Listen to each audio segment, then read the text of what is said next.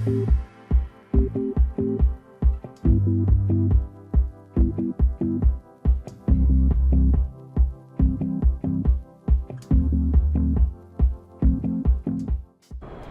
and welcome everyone. I'm Mobina and I'm hosting a conversation today with the members of RTP about RTP. So in this globalized world where the named languages, cultures and knowledge are getting increasingly fluid, educators and researchers are exploring innovative ways to help learners with their diverse meaning practices and needs. So the Arts-Rich Translanguaging Pedagogy Lab is one such a space. So in today's conversation, I'm speaking with Dr. Julie Choi, Raf Cleeve Gerkens, Shu Ohki, and Melissa Slamet about what they do in the RTP. So before we jump into the questions, I would like you to introduce yourself briefly first.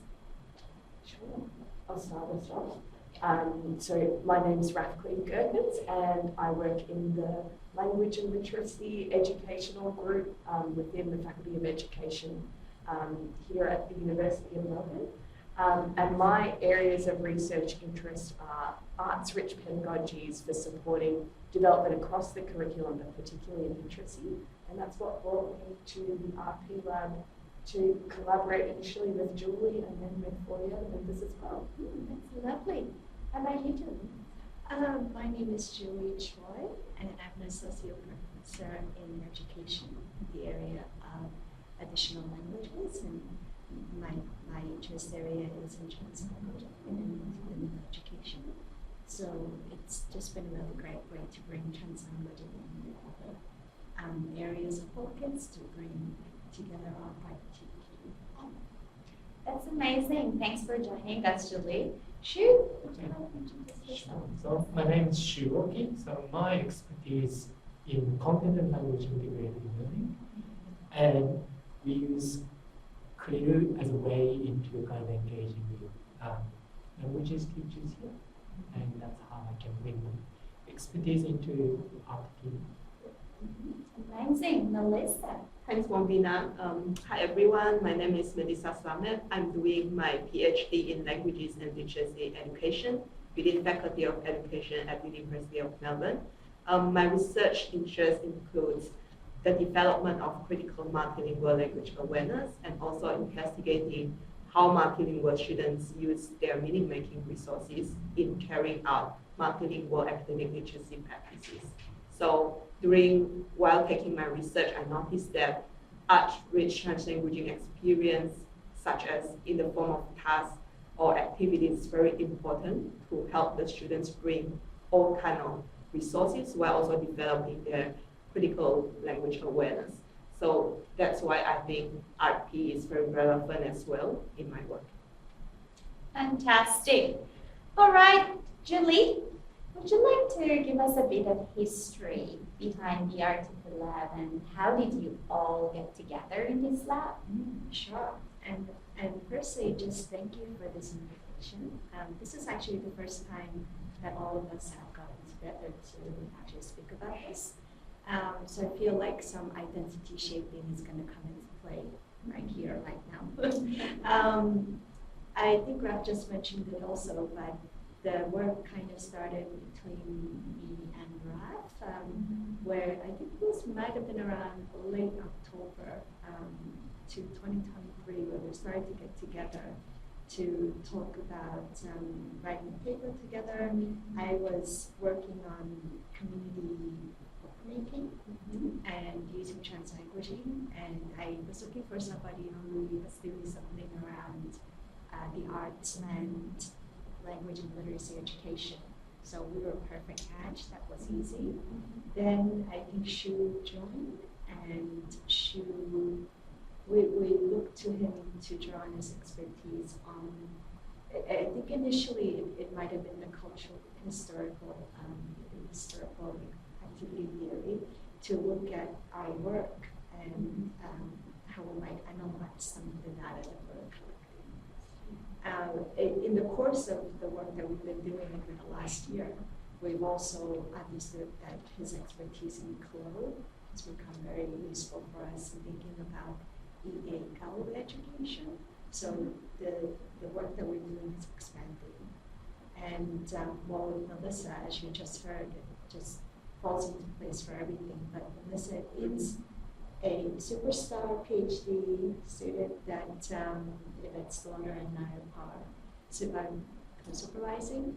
And she's more than that because she also manages the RTP website coordinator, PowerPoint creator, social wonderful media team. advisor, videographer. She manages all of us. She's the boss of everything. we need her approval to get anything to work. And the creativity in sharing what we do as well, because I think that's part of what's helping us to grow is being able to present what we do in increasingly artful ways. And Melissa is a huge part of that because she has this aesthetic sensibility. And what she digital designs. literacy. Exactly.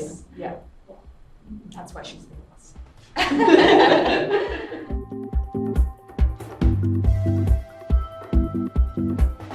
All right, so Raf, I know that your expertise is in drama, so I would like to ask more about the varied arts itself in the Arts Lab.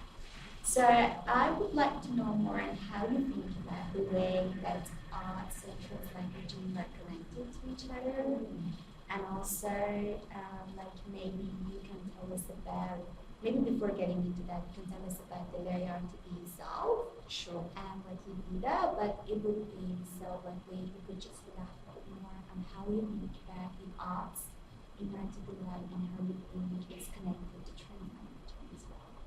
Yeah, for sure. It's something that kind of started our collaboration is looking at this intersection of the arts and translanguaging, and it's a thing that we're continuing to do and trying to discover more about. But essentially, the way that we see these two approaches intersecting is that both of them are considering a much broader repertoire of what students bring in terms of resources for learning, for communication, for expression. So in the arts, yes, it's a multimodal repertoire, gesture and audio, space, all the different modes.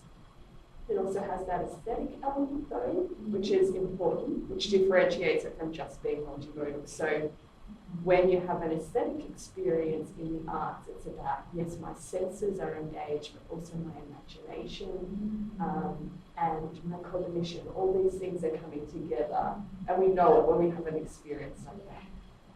So that's the arts. And then if we think about translanguaging, and increasingly as those definitions are kind of opening up, as you were saying, to be more about that complete semiotic repertoire, you can really see the crossover of creating a space where students are bringing their full repertoire, their full linguistic repertoire, not just separated languages, but also their full multimodal and aesthetic repertoire to be able to find an entry point into their learning, but then also to be able to go deeper and actually learn through the arts, learn through their language resources and the knowledge that they have in those. And that's what we're interested in now is, okay, how do we not just create the space, because the arts are very powerful in creating such a space where you invite all those ways of expressing oneself, but how do we teach in and through the arts and target things like writing or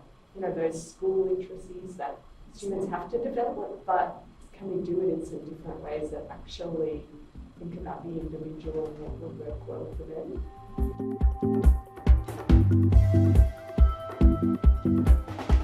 Shu, your expertise is in CLIL studies, and so I would like to know more on how you think CLIL studies is connected to the RTP Lab and what you're doing there, and also specifically how you think translanguaging itself is connected to the CLIL and what you do in CLIL studies.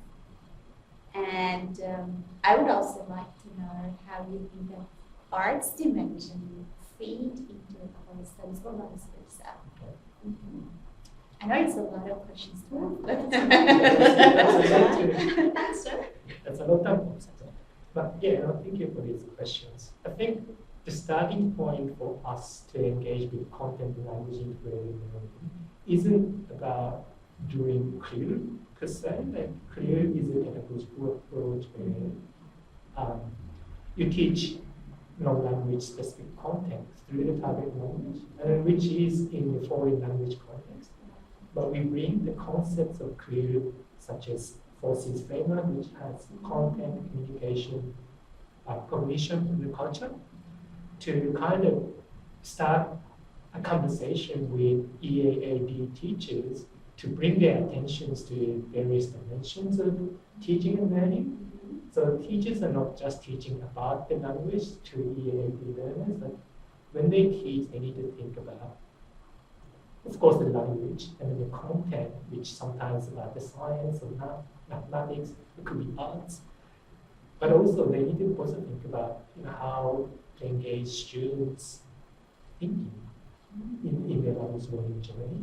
And then also what underpins all these three elements is the cultural aspects that we need to understand. So we draw on the concept of CLIL, rather than doing CLIL in the EAA context, and The socio-cultural underpinning. And then the culture itself is quite unique because it's not about just about getting a cultural understanding, but what cultural and linguistic kind of elements that students bring into the learning space, and then also how different kinds of learning culture that the students bring with them, coming from different countries, and how we need to understand these spaces, and I guess the cultural aspects. So the CLIL, in a way, we engage in this RP. Lab is not about teaching CLIL or teaching through CLIL, but using the concepts that teachers understand the abilities of students.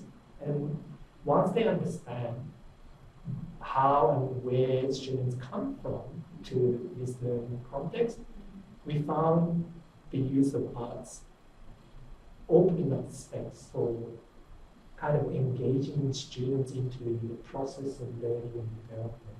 Absolutely. And how do you think CLIL is specifically connected to translanguaging itself? I think the discourse is expanding, and there are a range of research happening about CLIL and translanguaging in the European context and in the EMI, English Medium Instruction context in Hong Kong.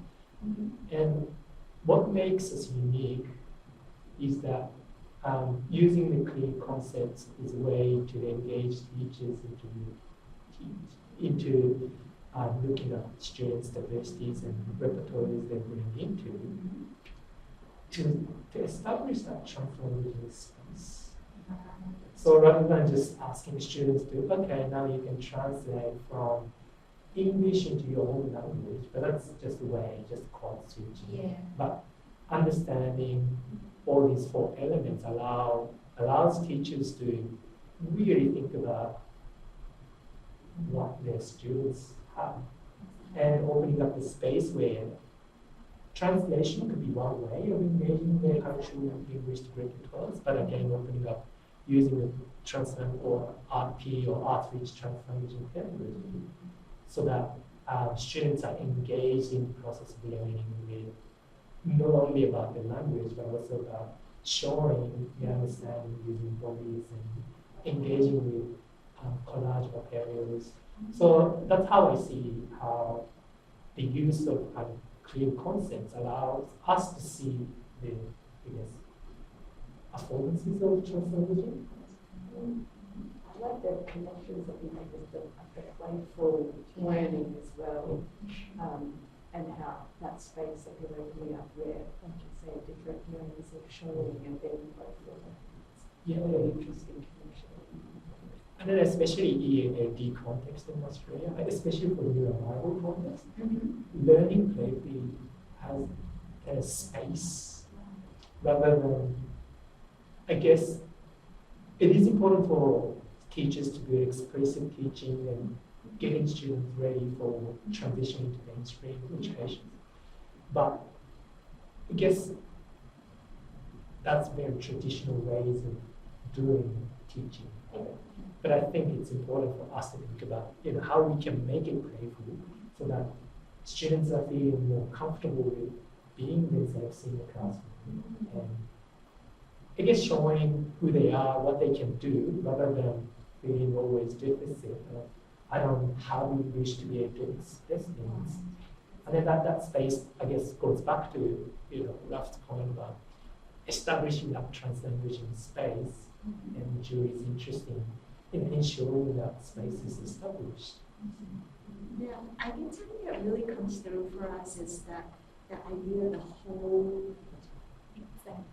It's like, so yes, of course we are embracing whole linguistic repertoires, but even more so, and whole semiotic repertoires, but whole meaning-making repertoires. What do you have?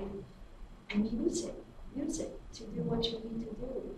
And the radicals encourage that with playfulness, with a sense of yourself, and so that you can develop a voice. You have a voice. You want to keep developing, expanding the voice.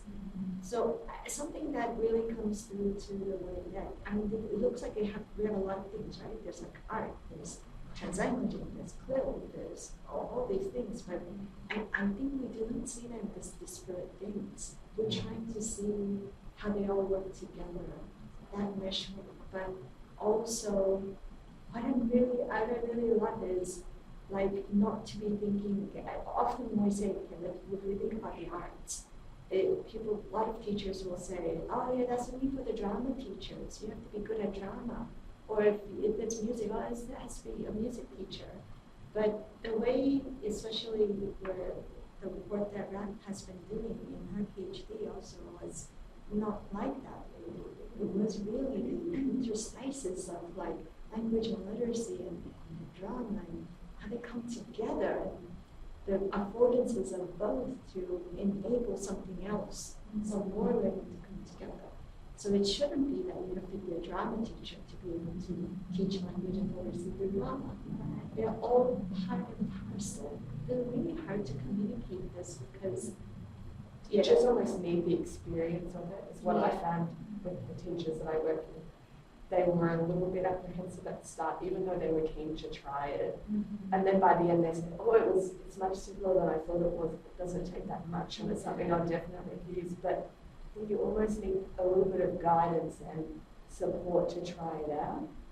I think we've sort of found that with a lot of the teachers that we worked with in different ways, but it takes some sort of courage to take a bit of a leap and then someone there to help you to see how it all works.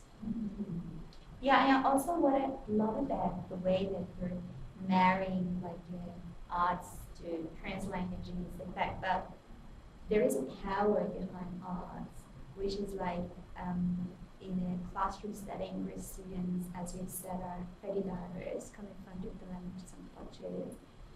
The power behind engaging arts visuals is that it helps students to put that stress away, gain confidence and engage with the activities, and then all of a sudden they start to realize that they're using all over there.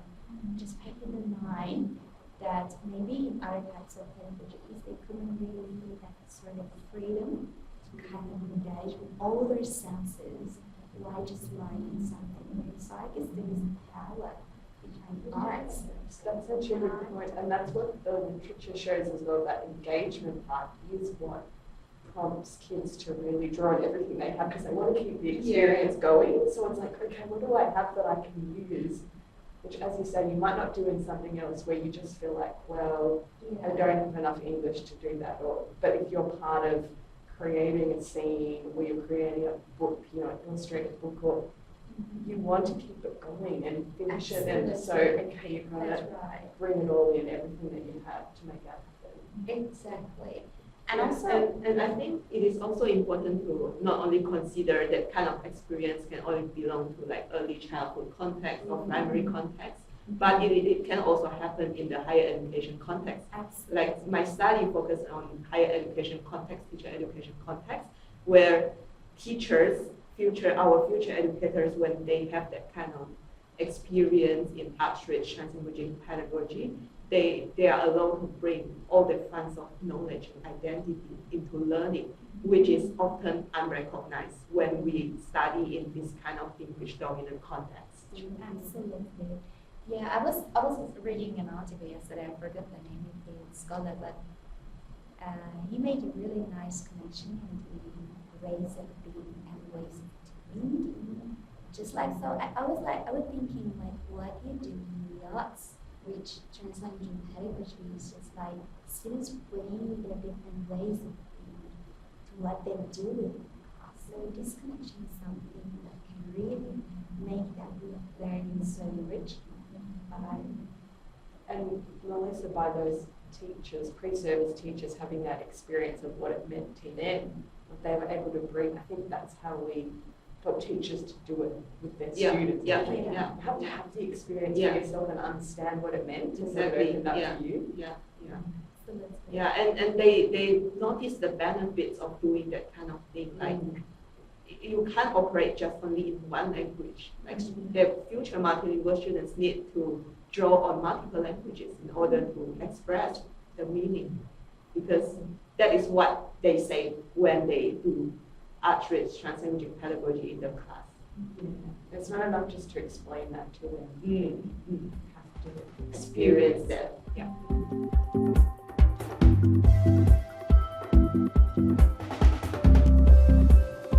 Melissa, I know that in your PhD you're currently looking at those pedagogical ways that can help students to bring their multimodal resources to class. And I know that how multimodal in your class is a strong focus of your lab. So I was just wondering if you could let us know about this specific molecular research and what you're finding with it. And also, if in any case there are any challenges about including or engaging these multimodal resources that those students within the classroom setting in higher education context that you're looking at. Sure, that is a big question. I feel like I'm doing FIFA, I'm not doing the interview. But yeah, so my work focuses on language teacher education context.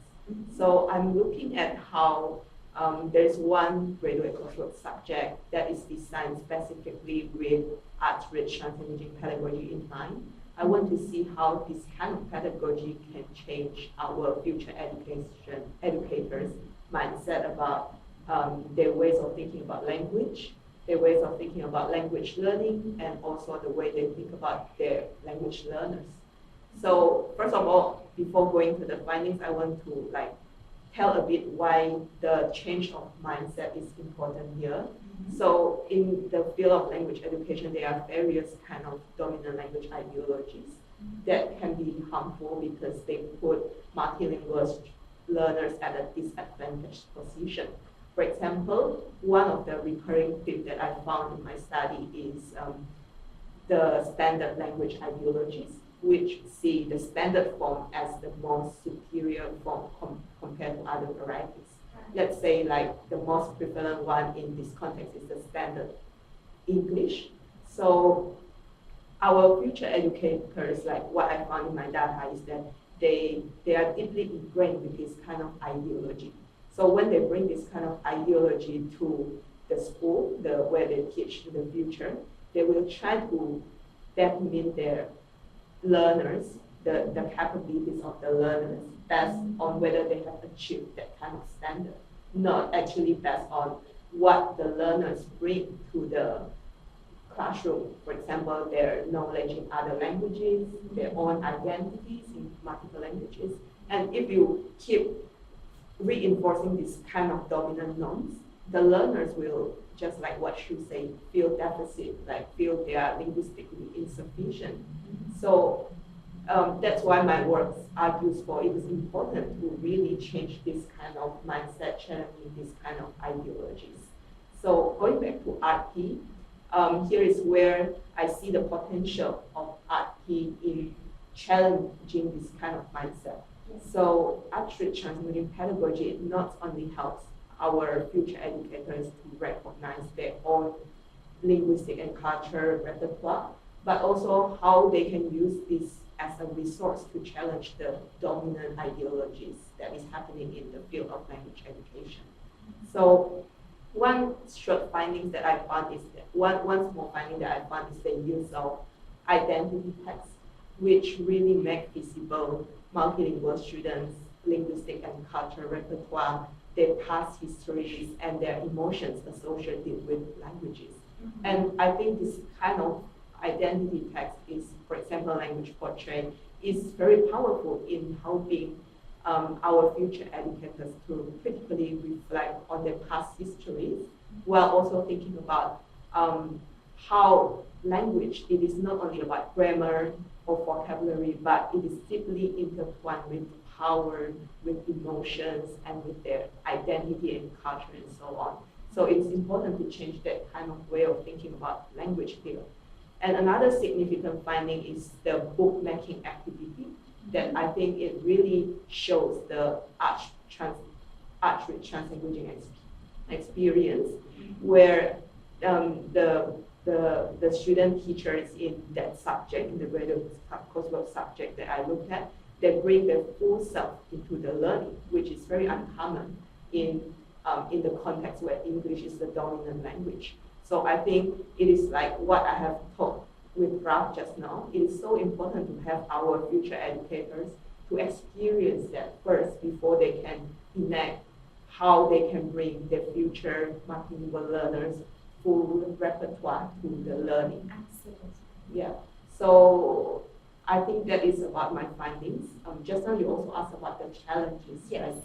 So what I'm thinking about the challenges is actually going back to what our Arts-Rich Translanguaging Pedagogy want to challenge, which is the monolingual and monomodal norms.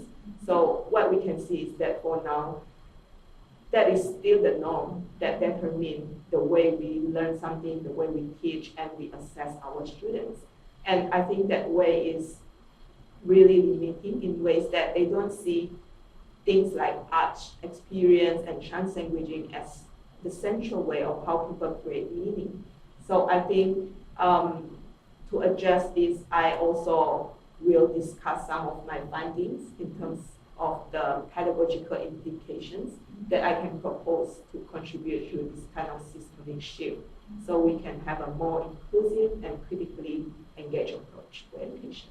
All right, so there is final question for all of you, and I would like to know what you are hoping to achieve out of this ITP lab or with the and future projects, presentations, events. I think the pedagogical implications are really important, and I think that's really where we're focused at the moment. Yeah. And because you need to show teachers why they should use these approaches and how they can be effective, and you really need evidence to support that, particularly if you're wanting to push back against a more limited, constrained view of what meaning making is, what approaches work, what's evidence-based. So that's really, I think, where our focus is at the moment, of really working hard and creatively as well to be thinking about how can we design research projects where we're working with teachers and with children, and also with our pre-service teachers as well, to further develop these different approaches that actually support development. For example, in writing is one that we're looking at now. And how can we do the explicit teaching that is required so that students are developing the language and literacy skills and understandings that they have the right to develop? But how can we do it in these ways that are much more embracing of, as you've been saying, the child or the person as a whole, and everything that they can bring and should be able to bring? Exactly. I think ultimately for me, it's, as I said, similarly this breakdown is actually, when we come together and bring them together, get very excited about like any new emergence of an idea, something new that comes up just because of each of our contributions. there's an onward exploration, and bringing that new kind of theory and concept idea is super exciting. So we've got the pedagogical implications that we don't know how to really kind of quantify. But it's also at the level of theory too, and we're thinking really hard about why does this work? How does this work? And trying to explain that in plain language, it's challenging, but also so refreshing and so interesting that we can bring all this knowledge together to really contribute back to teachers and education, teacher education. Talking about new emergence, I also want to promote a bit about our YouTube channel, RP in Action. So it is in the channel that we are trying to share our work a bit, but also not only focusing on unpacking the dance concepts, but also to really suggest some practical implementation that help teachers to think about how these strategies can be implemented in the context, and then we want to invite the educators to share their thoughts with us in their own context. So that is also one way of how we want to engage with educators. So try to bridge the connection between the theory and the real practice in the classroom. And you're going to start doing the TikTok videos. I hope so in the future. Yeah, I've seen the videos on your Art-to-Be in Action YouTube channel. So that's why it's called Art-to-Be in Action. Action, yeah. So we want to connect the theory and practice. Right. What you all think?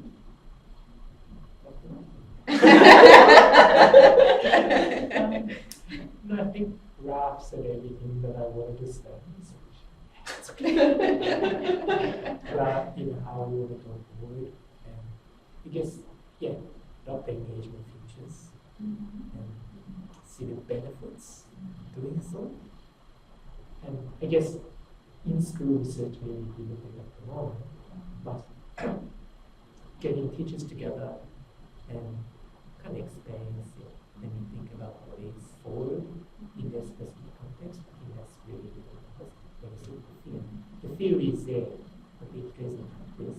And then there's Mobina having the theories. So we need to have this happening with the theory we call how we move the knowledge base for it. So All right. Thank you so much, Julie, Shu, Raf, and Melissa, for sharing your time, your stories, and your scholarship at UNTP. And I really enjoyed this conversation. I have learned a lot from you. I have about it in Jersey, which is a as well.